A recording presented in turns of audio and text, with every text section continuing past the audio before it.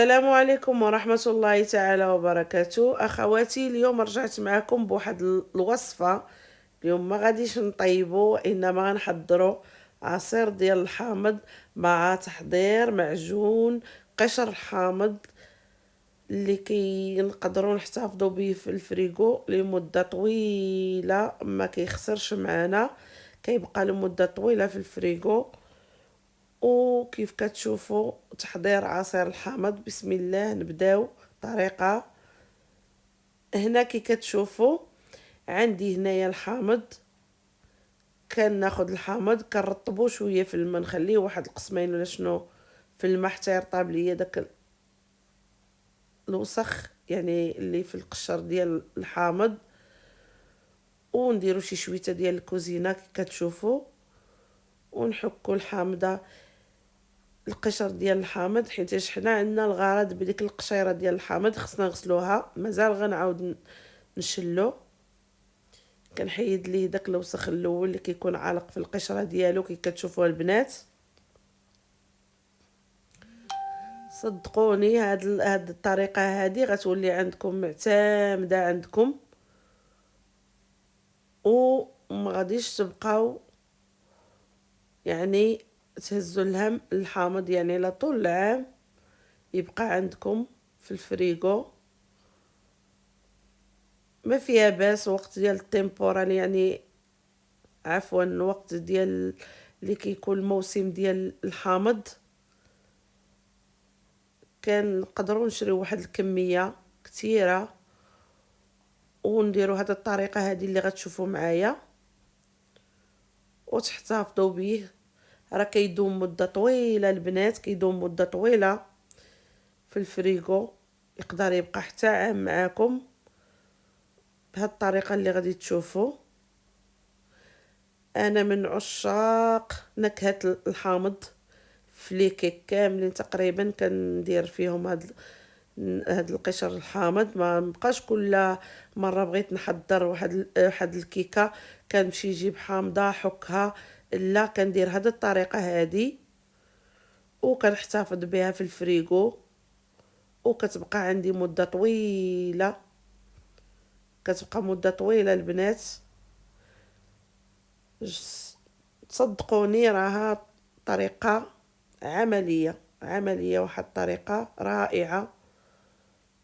ما غاديش نقول لكم تحضيرات رمضان، لا، انا ما عنديش هاد الفكره، هاد التحضيرات دائما، يعني هاد كي كتشوفوا التحضيره ديال ديما ديال اللي غيبقى معاكم، يعني اللي غتحتاجوه على طول العام. ماشي ما عنديش انا ديك الفكره ديال تحضيرات رمضان، لا، كاينين شي حوايج اللي خصنا نحضروهم ديما ديما يكونوا عندنا في الفريغو ديالنا، وديما يعني ما غاديش بغيت انايا مثلا ندير واحد الكيك غادي نجيب حامضه وغادي نحكها ونقلب، لا لا، تبقى عندي ديما في الفريغو ديالي. لما لا؟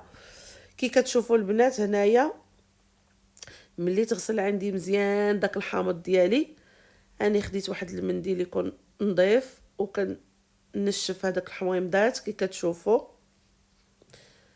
كنشفهم مزيان، ما خصوش يبقاو عندنا فيهم الماء.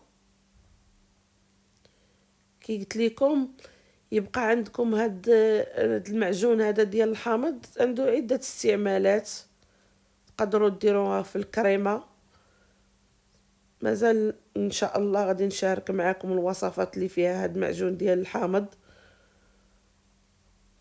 كي كتشوفوا راني نشفتو مزيان، كنخليه واحد المده فوق هاد المنديل هذا، من بعد ما كنشفو كنخليه يعني كيضرب فيه الهواء شويه حتى ينشف معايا مزيان، باش يساعدني ملي نبغي نقشرو ما يكونش فازق.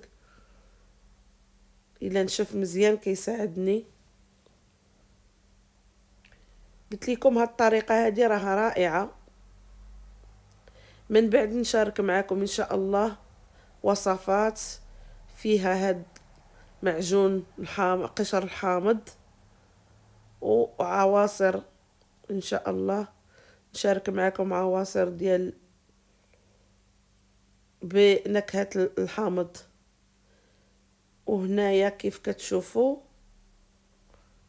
أنا غندوز معاكم على الطريقة كيفاش نقشروا الحامض ديالنا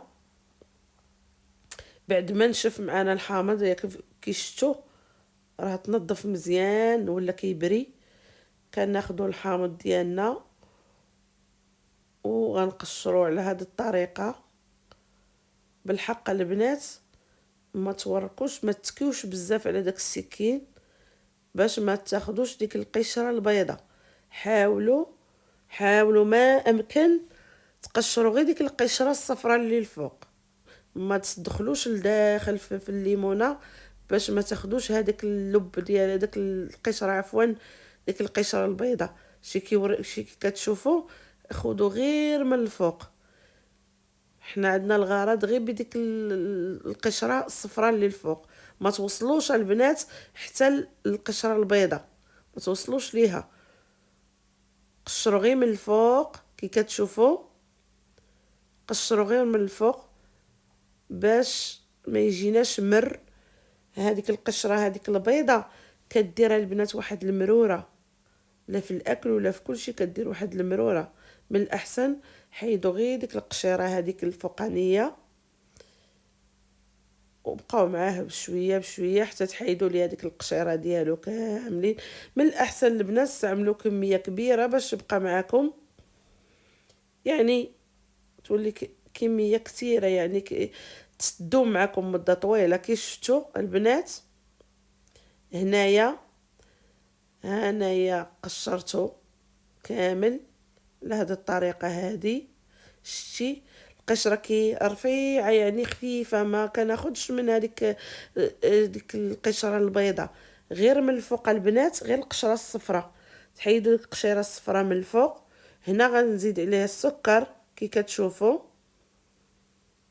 كميه اللي بغيتو، ماشي محدوده، 2 المعالق 3 على حسب الكميه اللي غتستعملوا نتوما ديال الحامض. وكتخلطوها على هذه الطريقه هذه، تخلطوه مزيان وتاخذوا واحد الروبه اللي عندكم او مولينكس وطحنوا هذيك القشره ديال الحامض، طحنوها مزيان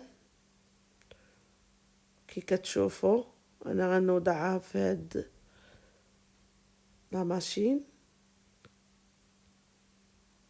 هنايا اني طحنته مزيان كي كتشوفوا كيولي معجون، ويمكن ليكم تحتفظوا به نتوما في دوك ديال الكوبيتوس ديال الثلج ديال السيليكون. يمكن لكم ديروه في بواطه هكايا كي درت ليه وتبقاو تاخذوا منه وتحتفظوا به في الثلاجه، راه كيدوم معكم مده طويله البنات. احتفظوا به بالفريغو. هنا غادي ندوزو العصير ديالو. كي كتشوفوا بقات عندي داك الحامض اللي بقى ليا اللي تبقى، غادي نطحنو غادي نعصرو. كي كتشوفوا غادي نعصر هاد الحامض، هاد الكميه كامله اللي عندي ديال الحامض على هاد الطريقه هذه. اللي ما عندوش هاد العصاره ديال الكتريكا او ديال الضو، عصاره عاديه نفس النتيجه. صدقوني والله المهم انا هاد الطريقه هذه عندي انا كي قلت لكم معتمده عندي. كيكون عندك يعني ديما واجد عندك الحامض في اي لحظه احتاجيتي شي وصفه فيها الحامض كتلقايه. بغيتي القشره ديال الحامض كتلقيها، بغيتي العصير ديال الحامض كتلقيه. هاد الطريقه هذه راها غزاله البنات، اعتمدوها وما غتندموش عليها. انا كنحاول نشارك معاكم غير الحويجات اللي كيعجبوني انا، ماشي غير نعمر القناه وكان باش ما كان اللي لقيتها كنديرها في القناه، لا، كنشارك معاكم الحويجات اللي كيعجبوني وحتى الاكل اللي انا مجرباه واللي كيعجبوا الوليدات ديالي. يعني ماشي غير كنشارك معاكم غير اللي كان يعني بنادم خصو غير يصور وصافي. لا لا، بنادم خاصو تيكون مأكد من شي حاجة وعاد يلوحها في القناة باش الناس يستافدوا بشي حاجة اللي مزيانة. وهذه الطريقة هذه انا بعدا كتعجبني. كي كتشوفوا انا غنبقى نعصر كلشي الكمية. وهنايا انا رجعت معاكم. هاد الساشيات البنات راهم موجودين في الاسواق. انايا كنت بغيت ندير هذاك الدواز، بالحق ما عندوش هذاك الفم ديالو طويل، وبدلته بهذا.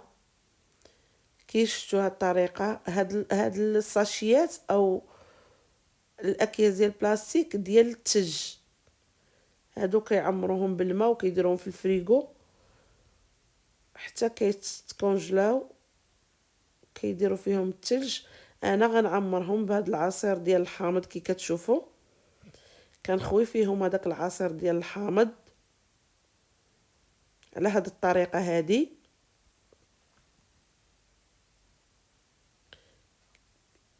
كي هاد الطريقه غادي نعمر، غنبقى نعصر الكميه اللي عندي. هاد الكميه انا كامله اللي عندي ديال الحامض راه عمرت ليا 4 الاكياس. الطريقه رائعه رائعه، انا بعدا من المعجبين بها، والنتيجه هي هذه البنات. نتمنى تكون عجبتكم، والسلام عليكم ورحمه الله تعالى وبركاته.